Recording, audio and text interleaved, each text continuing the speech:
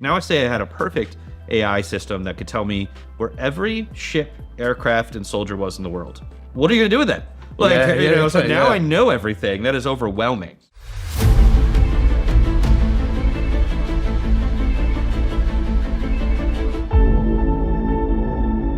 Let's jump right in. What is Anduril? Tell us what you do. All right, so we were founded in 2017. We're about 7 years in. The basic idea was we thought there was a better way to make defense technology. So number one, the tech for the next 20 or 30 years was going to be like primarily, how do you just have more cheap autonomous systems on the battlefield, just more sensors, just more information flowing in. Like that seemed like it had to be true. So we invested in kind of the core software platform we call Lattice that enables us to make sense of all these things.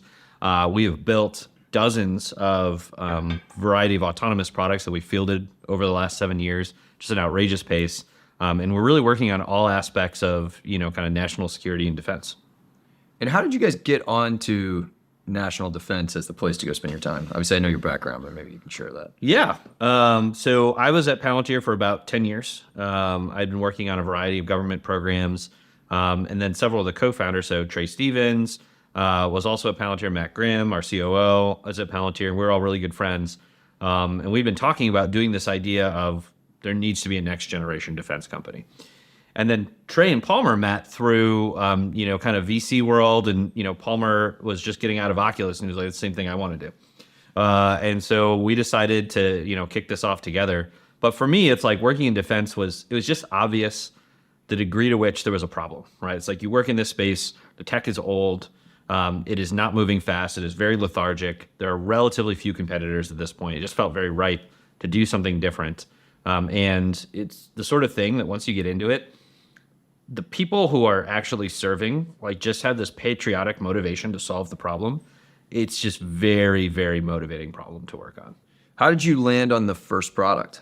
So first product we worked on was what we call Sentry. It's for border security. And this was a Palmer idea. He believed that tech could actually solve this. So we have these automated cameras with radars. We can monitor the border for miles away from these cameras.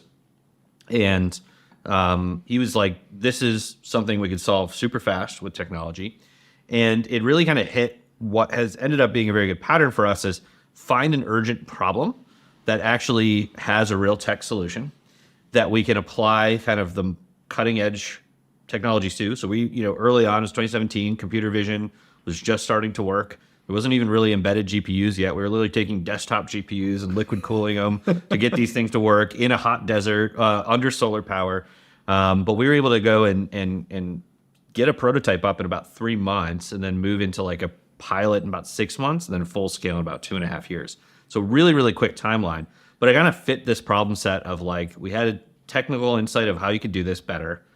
And there was urgency to solve the problem. They actually wanted to make a dent in this. All right, I'm going to ask you a lot more about that stuff. But one of the things that people say to me all the time, and you hear it in speeches and all this stuff, is just AI is going to change the nature of warfare. Yeah. And it's okay, on the one hand, the major breakthrough that we just had, the way everyone interacts with it is a chatbot and an LLM. It's pretty cool. It's amazing. It's awesome. I use it for everything. But what are the implications of this new wave of AI, generative AI, on modern warfare, physical sense, on the software side? Just talk about that. So when I think about where AI is going to drive the most value for warfare, it is dealing with the scale problem, which is really the amount of information that is the number of sensors, the sheer volume of systems that are going to be fielded. It's going to go through the roof. So this is Lattice. Maybe start even there. Everything has a sensor. That's right. So what do people do in the DoD? There's a lot of things they do, but what's the primary warfighting function? They are trying to find where the adversaries are. Yes. They need to then deploy effects against them. That can be a strike. That can be deterring them by a show of force. That can be jamming and non-kinetic things. And they've got to then assess, did that actually work, right? Yeah. It's you got to find them, you got to engage, and you got to assess, right? It's pretty straightforward.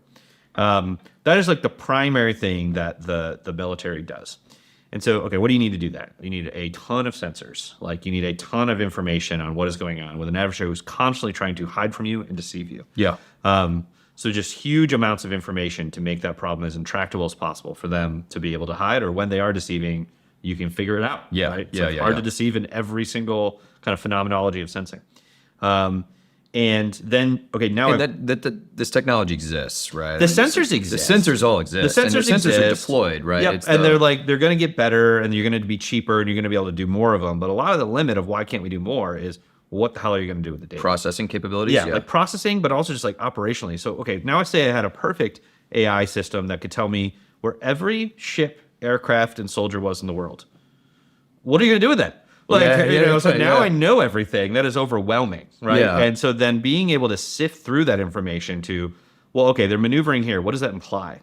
Is this an aggressive action? Is it outside their norms? Like, have they been doing, is this different than we've seen in the past? Being able to like pull out that signal from just this overwhelming amount of information that exists. And then and then on the other side, you got to act, right? So now I've got to actually be able to carry out these missions. Yeah. So this is where on the autonomy side it really comes in, which is, okay, I want to send fighter pilots out, not like, so the way they do like a Predator drone today is like a guy with a joystick. Yeah. It's like we've all seen the, Ukraine, Russia. Exactly. Conflicts, yeah. It's all like manually piloted. But that doesn't really scale, and there presents a lot of limitations on communication jamming, all these things. So I want to be able to task a team of drones to go out and say, hey, go in this area and find any ships and tell me where they are. Like, I just want it to be that simple. And they just need to figure out their own route. And if I lose some of them, they rebalance. They just go out and handle it. They're running target recognition. They can pop back whatever's relevant. Like that is where I think the autonomy side really comes in, which is I can just drive scale into the number of systems I can operate in the environment. So like the promise of AI in a lot of ways in the long run with this is just the ability to scale the types of operations I'm doing, the amount of information I have. And if done very well, it will put humans into a place of sort of better decision making, right? Instead of being like inundated by a volume of data and then all of our capacity goes to these mechanical tasks, we can have humans with much better context, much better understanding, historical understanding of what this means, what the implications of different choices are. Yeah. Those are all things that AI can enable over time. Ideally, better decision making. I think you can get wildly better decision making. We're working with both limited information and imperfect judgment. That's right. I guess, right? Yeah. And so like the more you can have AI augmentation for these things and synthesis and like clarity, that is where the promise of this is. And so the US posture on this is very much, we want to have humans accountable for what happens in war. Yes. That is how it should be. Yeah. Right? Like, the military commander that employs a weapon is accountable for the impact of those weapons. Yeah. That is correct. I think that is the system we should have. And so then nobody is talking about having like, sort of full-blown AI is going to decide, who lives and dies. Like, that is a crazy version that nobody wants to have. Well, I think it's also far-fetched in the sense that, like, it presumes some sort of objective function that isn't driven by us. Like, this is my conversation with everybody when they come and they're like, oh my God, what about when the AI, like, goes Terminator on us? And I'm like, it's a tool for humans. It doesn't have an objective function. That's a leap that is not on the scientific roadmap today. That's right. So, like, why would that be the case in warfare? That's like, right. And so I think the like reality for these things is it's going to be human augmentation. It is going to be enabling humans to operate at a much larger scale with much higher precision on these things. Like that is the opportunity with it. Yeah. And so I think this is like, to me, it is unethical to not apply these technologies to these problems. Like, why wouldn't, like, and I think our view has always been, if we're the best technologists on these problems, or we can get the best technologists to it, like giving the best tools on these absolutely critical decisions that are extremely material, that seems like probably a good thing. Yeah. And engaging in the question of how can you use this technology responsibly and ethically is incredibly important. Yeah. Yeah. Like, is it more humane to have a fighter pilot, in the way of danger, or having an autonomous system? That's right. Piloting in a conflict. That's right. And look, I think and by the way, I have friends who are fighter pilots. I love fighter pilots. Yeah. But, like, the technology has advanced significantly, and you can make the argument that it is more humane not to put them in the line of fire. In the That's way right. Of danger, right? Yeah. It's like, we're not going to want to put U.S. troops at risk. Yes. And I think also the deterrence factor of the U.S. saying, I have this capability, and I've reduced my political cost of engaging on these things, it's actually a pretty good deterrent as well. Yeah, exactly. Like, I'm not putting U.S. troops, or I can give this to allies. Yes. Exactly. and they can defend themselves. Yep. And so keep us out of the fight. Yeah. Exactly. Keep our troops out of the fight. Keep the troops out of the fight, and it changes the calculus quite a bit. And so I think that actually, in a lot of ways, if done well, has a significant kind of stabilizing impact and a deterrent impact on it. Just is harder to use force to get your political ends. Yes, right? exactly. And I think that can be a very positive thing. Yeah, exactly. Yeah, I keep coming back to deterrence, and like we need to find a way to create a sense of urgency for the sake of deterrence, not for the sake of going to war. That's right. And so it feels like that's universally, like among people we talk to, I feel like that's universally known, and hopefully we can, make some progress. Yeah. No, and I think people largely agree. Look, like Vladimir Putin was very convincing on this. Turns out invading Ukraine was probably the single biggest shift I've seen in terms of people recognizing that, look, like there are still bad actors in the world. Mm-hmm. They will use force to get to their political will if they think it will work. Yeah. If the cost is like worth it, they're going to do it. And I don't think there's any reason to believe that's going to stop. It's been true for tens of thousands of years. Do you think the future of warfare, so you said it will be like AI as an augmentation for humans? Yep. How fully automated do you think a conflict can become, say, in the next 10 years? Yeah, I think the mechanics of, okay, there's this airfield and you want to go surveil it and like take it. You're going to do some strike, you're going to do some surveillance, you're going to do all these things. That there will be a large degree of automation in that, right? Like I could just say, hey, send this team of drones out in these waves to go conduct this operation, find things that pop up that are a threat. Tell me if you pop up to the human to say engage or not. It goes. Yeah. Right? Like it can move at a much faster pace. I think a lot of the things that were starting to happen in Ukraine, a lot of the great work Palantir did was on things like this, where it was like the targeting process of going from satellite imagery through to, hey, this looks like a tank, through to an approval of, is this a legitimate military target or not? It was streamlined and compressed. Much faster warfare. Much faster. So I think those things will happen very, very quickly, like very, very quickly. Then, like, okay, now it turns into a matter of policy and degree and scope. That is a thing that I think we're just going to have to figure out as we work through it with the military. So then when we think about it from the technology side is, okay, I don't want to design anything that precludes more advanced forms of this over time. Kind of architect it correctly. But the first, like the crawl phase is just get a lot of the basics, just automate it. Very mechanical things. Yeah. Make it very predictable. Don't have any surprises. And then you can add more sophistication as you build trust, the AI advances. These things get more sophisticated over time. And one of the best examples is kind of on the defensive side, where it's kind of ripe for AI. So we do a lot of work on counter drone systems. This is one of the areas we're partnering with OpenAI on. And it's looking at this question of if you have multiple drones flying at you and you have minutes to respond before the strike happens on you, how do you make an optimal decision? How do you make an optimal decision when you are panicked, you are nervous, and your life is at risk? It's very Is hard. that a person manually sitting there making those decisions today? And, No, it's often three, because they have a separate radar from a camera, which is separate from the guy pulling the trigger on the weapon systems. Oh, man. And so then the coordination cost can be significant. So you can automate a lot of this. And I think the other problem with this is then, as we've seen in Ukraine, every single unit, every single soldier is now at risk of drones, right? Yes. So this has to proliferate out from being a specialty that you do in an operations center now to every vehicle in the field. In the field, everyone has to have this capability. You need the ability to have these systems just process all that sensor data automatically, fuse it together, tell you viable options for countering this, tell you what's a threat and what's not a threat.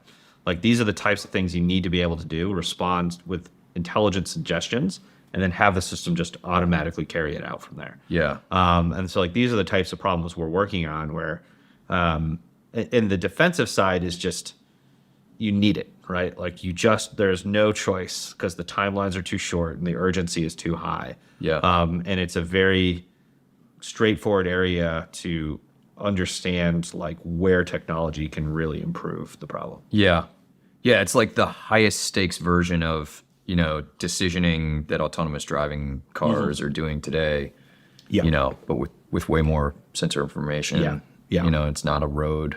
Yes. Right. Yes. With an adversary who's constantly trying to fool you, deceive you. And yes, it's very, very hard. So that's one of the big parts of the partnership with OpenAI. Yeah. So we've been They've been great. And I think, Sam especially has been very clear that he supports our warfighters and he cares about having the best minds in AI working on national security. And like, who better exists to work through these hard problems? Yeah. And so I was just incredibly proud of them for like coming out in favor of this and saying they're going to work on this. They're going to do it responsibly. They're going to do it ethically.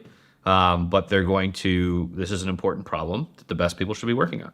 The defense industry is notoriously difficult for startups to navigate. So how did you guys actually get traction in the first place? And do you think that's going to change in the future? Do you think it will continue to be hard? Do you think the primes will continue to have a stranglehold? I'd love your take on that. It is very hard. And I think, I think we built a lot of the right technology. I think we have the right business model of investing in things that we believe need to exist. I think we're picking a lot of the right problems to go after. But probably more than anything, I think we understood the nature of what it took to sell, right? And the congressional relationships, the Pentagon relationships, the military relationships, like all of this that you need to be able to say, hey, we have the right tech. You can trust us. We can scale. We can actually solve these problems for you. Proving that it works, and then like kind of catalyzing all of these really complex processes around it. I think the other part that we've done quite well is, we're just finding ways to find those early adopters, and we kind of understand those playbooks. Who's going to move quick? How do you just build that momentum and advocacy in the government to make this go? I don't, look, it's like more bureaucratic in certain ways. Is it much worse than selling to a bank or an oil and gas company? It's like, I don't know, maybe like 30% worse, but like probably not 5x worse. Yeah. And I think like the reality is it's like enterprise sales are actually very hard in any context. Yeah. Especially the ones with long sales cycles and massive commitments. That's right. Like it is like these are large capital investments like customers making. That is a slow sales cycle. That is how it works. Yeah. And so I think there's like a lot of complaining and frustration. It's like, okay, well, also being bad at business means you're bad at business. Like if you don't understand your customer, like you're gonna lose. Yeah, that's how it works. Yeah. So like, do I think the government needs to be a better buyer of these things? Do I think they need to like take better strategies that'll get them more what they want? Absolutely. Like they're taking like observably bad strategies to get to the outcome they actually want. Do I think it's necessary to change for us to be successful? Not really. Like we're just going to play the game that they present. Okay, I want to talk about the observably bad strategies. Yeah. What are the observably bad strategies? Right. Like, and then what are the good ones? And maybe also wrap it into this idea that how do you actually convince the government that your ideas are the right ideas? So take like, should you go spend money building a whole new generation of F-35s, with manned pilots, or a whole new generation of aircraft carriers, or should you do something different? And how do you actually get your points across to them? So, okay, so there's sort of like, how do they contract and buy, and like what's been going wrong there? And then it's what's the right composition of, even if you could buy perfectly well, what should you be buying? What should you buy? Yeah, two different questions. Yeah. Okay. And so how are they buying poorly? So the typical government contracts are done in what's called cost plus fixed fee. And this actually came out of like World War II when we were retooling industry to work on national security problems. We're just like, we're going to cover all your costs and we'll give you a fixed profit percentage on top. And so the incentives here are sort of obvious. Like if it's like more expensive, you get more profit. If it is less reliable, you get more profit, right? You just the longer it takes, the longer it takes, the less reliable it is, the more complicated it is. There's no point of incentive in there to actually drive down costs. And you see this play out, right? It's like you look at like the companies have gotten so used to this where you look at even something like Starliner, where, I think SpaceX had a third the amount of money that Boeing was given to make Starliner work. And SpaceX did it on time, probably faster than they even predicted, did it probably incredibly profitably, and it worked. And so I think these incentives that don't hold you accountable are actually bad for your company. Like it just makes you a worse company. But do people in the government realize that it's bad for the country? I think they are frustrated. I think they understand that this is not really working. So you look at like F-35 as an example of like one of these programs that took 25 years to get it from initial concept to fielding. There's this awesome chart, which is like shows how long it takes to get commercial aircraft or autos into, from kickoff to fielding. And it's been like flat to slightly better for all of those things, like on the order of like 2 to 3 years. The military aircraft side just went linearly straight up. Like these things are taking longer and longer and longer. There's an amazing quote that like at the current, if you extrapolate this out, this is in the 90s, this guy made this quote. If you extrapolate this out, by like 2046, the U.S. government will be able to afford one airplane that the Air Force and Navy share, and the Marine Corps every other day of the week. Every other week gets. It better be a good airplane. Yeah, Jeez. and it's like this is like when you these things are just crazy, and so I think they recognize that this is not working. Right? It's like this is broken. Now the other part of this, they haven't had a lot of alternatives. So you have a relatively small cartel of these companies who sort of all say. We won't do fixed price programs anymore. So they won't do things on a fixed cost basis. Sure. So like, okay, if you're the government and you're a buyer, what are you going to do? Yeah, of course. You don't have a lot of choice here. And so there's been a lot of problems with trying to get this model right. Now, in terms of things that can work a lot better, I think SpaceX really proved this, where they literally built a reusable rocket that you catch with chopsticks commercially. Like that is like, I think we could solve these things, guys. It's like, what thing can't we build? I think we can build an airplane. I think we can build it. There's not really a question that this is the only part of some magical thing that can only, like, this is the only people that can do it anymore. And you guys with autonomous fighter jets. I mean, exactly. It's proven now that the future is here. Yeah, exactly. And so, like, I think the alternatives are there now. And then models that can work a lot better. It's like, like one of my crazier ideas is, weapons, like the new missile takes about 12 years to go from concept through to fielding. Like 12 years. That's insane. It's insane. And so, okay, if you're in that world... But how fast is the technology evolving? Oh, like this is the problem. Like 12 years, from now, like what we'll be able to do. Right, technologically. exactly. And then we'll still be on the previous system. No, and there's even crazier examples, like the Columbia-class nuclear submarine is going into service in 2035, and its expected lifetime is through 2085. So how good were we in 1960, I guess, where we were today? It's like, it's kind of unclear.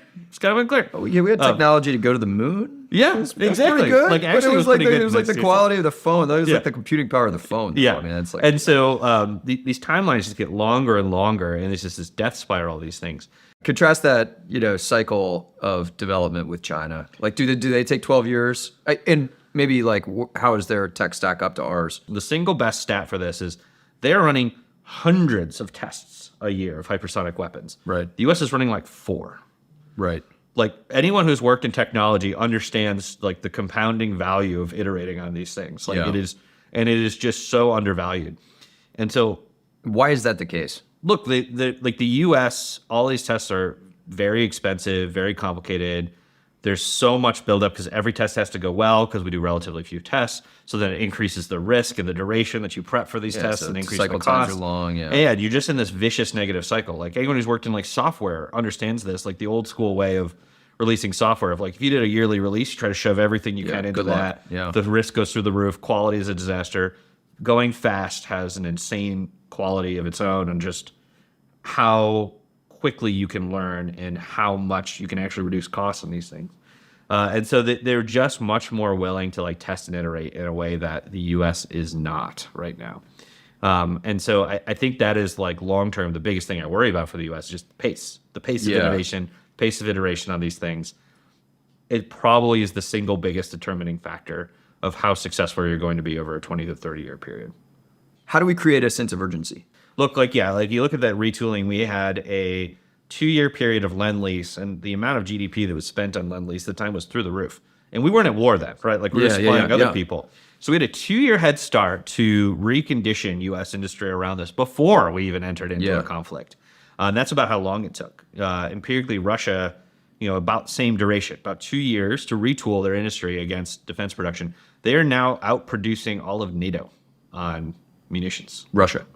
Yeah. Russia. Oh, I believe it. And we've sanctioned them to hell, and like they still are doing it, right? Well, and they still have gas. They still have plenty of gas. And so so it's quite tricky to like think you're going to reconstitute this in a single day.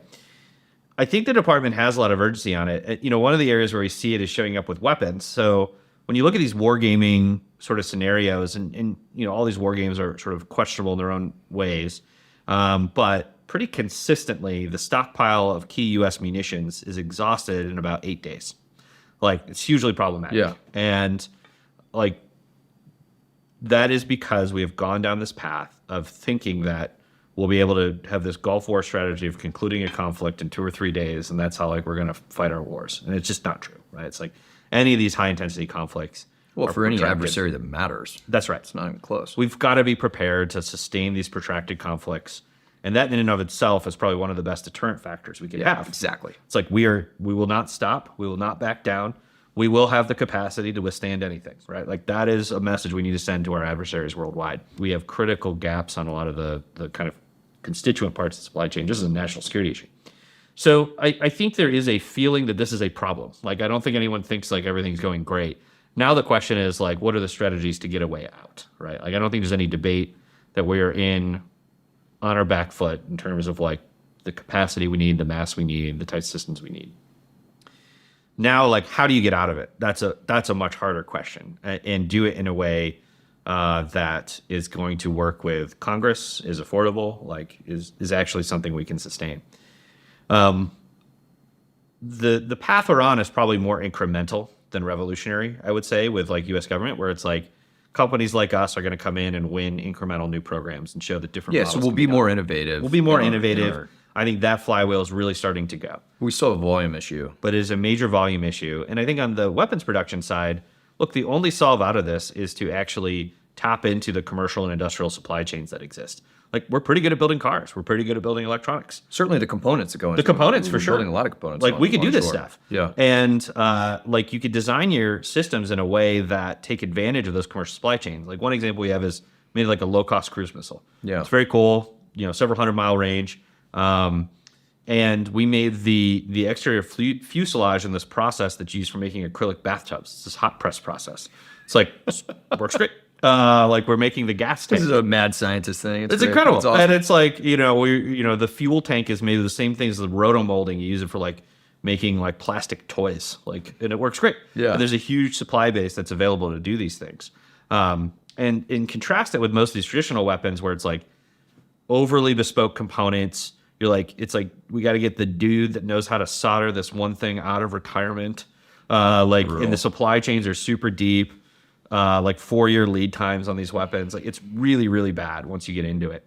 And so I saw this thing that they were like, the defense primes were like, we need to change the federal acquisition rules so that we can stockpile 4-year lead time parts. You're like, a 4-year lead time part? What are we doing? What are we doing? Like, what are we doing?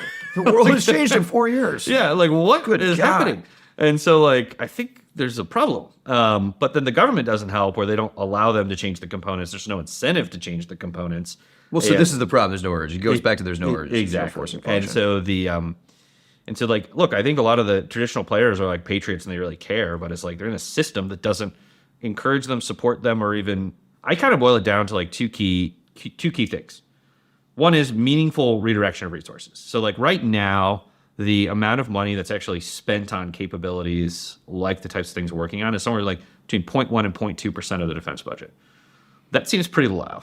Even if we got to 2%, we are like in a wildly different world in terms of like what you can do with that type of money. You're making like a VC sounding pitch. Yeah, if I could even get the TAM is this. If I could just get to 2%, just get 1%. But it's actually very helpful context. All kidding aside, this is a crazy small number. It's a crazy small number, and even the small numbers are pretty big. But you really need to up this. So like number one is make the hard choices to drive redirection of resources into the technologies that are actually going to be what you need, right? Where they're so stuck with these legacy costs.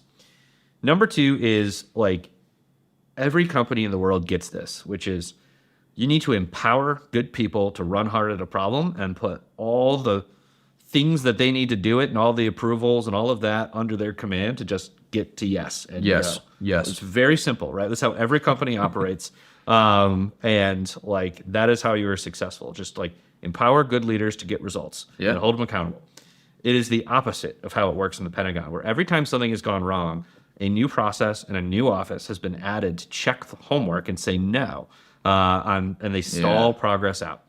And so I think there's relatively simple things that can be done with some combination of congressional action and executive action to flip that on its head, say, nope, these program offices are fully empowered to field their capabilities, and they're just accountable to senior leaders on the risk and trade-offs. Yeah. And that's it. And you give them a budget. Give them a budget, give them a target, and they have to understand the risk. They have to do all this, but they're going to make informed choices on risk and cost and schedule and performance trade-offs. Yeah. That's their job. That's Yeah. what we're hiring them to do. If we create really empowered people to actually field stuff, you will get amazing results. Because there are really good people in the government. It's just there are 10 times as many people who say no as there are to people who are accountable for doing. Oh, that's fascinating. 10 times more people who hang around say no than say yes. That's right. Could you do just like a Project Warp Speed for defense? Like Oh, I know that's 100%. like that implies something short term, like it's like a one-time catch up or something. Yeah, but like this you is- probably needs to be just like a permanent shift. I think you have to do both, right? So you've got to say like, look, like, yeah, we need a warp speed for autonomous systems or weapons. Like we need that, right? Like that's a no-brainer that we need to have. And in doing that, you can tease out what are those things that you cut and everything worked out fine. And you just didn't need to do it again. And then in parallel, you do the painful and slow process of just schwacking back all these like bureaucratic things that exist. I think you got to do something right and use that as a template. And so these sort of like things that prove you can be successful, do more of them, go at bigger scale, while also cutting back all the nonsense on things that just don't need to exist anymore. They made sense at the time. Now let's revert, walk back, and reset where we actually need to be for where we are. Like tech has changed. The pace has changed. Like reflect that in your process. It seems so. Even before the stuff we were just talking about in 2019, when you guys started the company in 2017, starting a company in defense was extremely unpopular. And when you talk about like what do you need to succeed as a startup, there's so many things, but capital, talent, relationships with customers, like all of those things are way, way harder, or were way, way harder in defense. Yeah. In 2017. Yeah. And in fact, like radioactive for some in 2017. 100%. So a lot of the engineers and things, there's like Yeah. religiously opposed.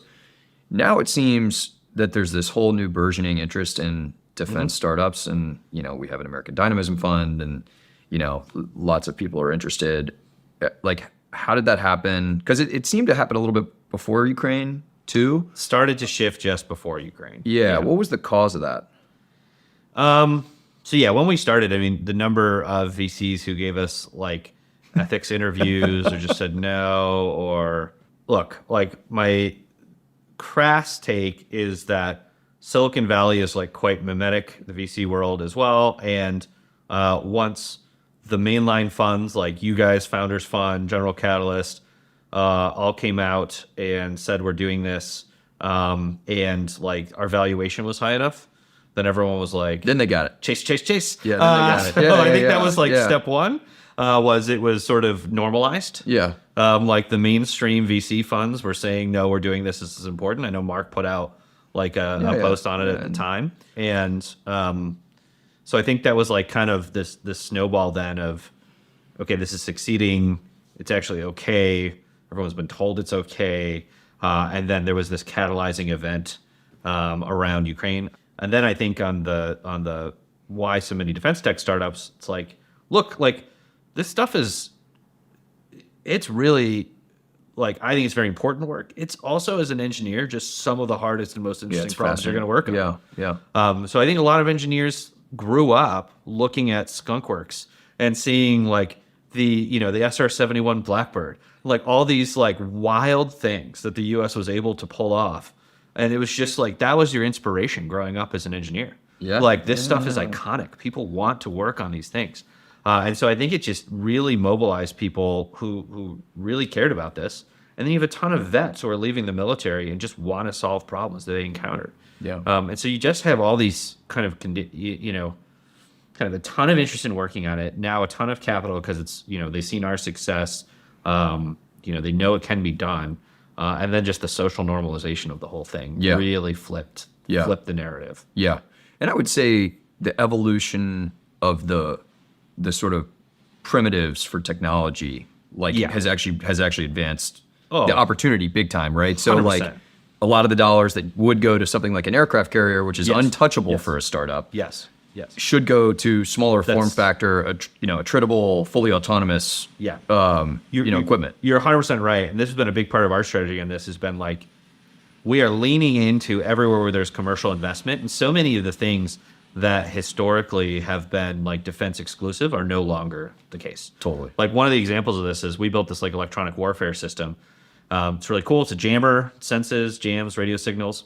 If we did that 5 years ago, 10 years ago, you would have had to like custom tape out chips. It's hundreds of millions in. It's like a huge thing. So only government funded things did it. It was on a really slow cycle.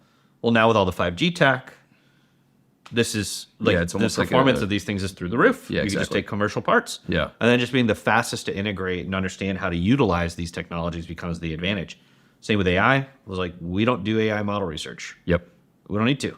Yeah, we you just plug take it the into best things that are there. the best models. Yeah, and exactly. so like riding these tech waves has been a huge part of it. And that is the macro shift that occurred where the department hasn't reconciled yet, which is like the innovation is much more coming from the commercial world. So it becomes being the best adopter. It is no longer these 10-year tech roadmaps the department controls. Yes, exactly. It is a totally different world we're living in. And so I think like, the macro piece of like why a company like us can seed major technology shifts like around where the innovation's coming from, huge geopolitical shifts. Yes. And then the consolidation of the existing industrial base with the bad incentives has led to an erosion of capacity.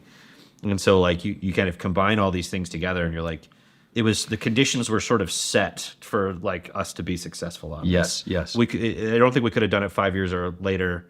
Would be too late. 5 years earlier probably would have been too early. It wouldn't have worked. Yeah. I think we were in this like 2 to 3 year window where we could ride all those waves correctly. Yeah. Brian, it's so fun to be with you. Thanks a ton for spending the time. Yeah, thank you thank for you. what you're building as your investor, but more importantly, for all of America. Thank you.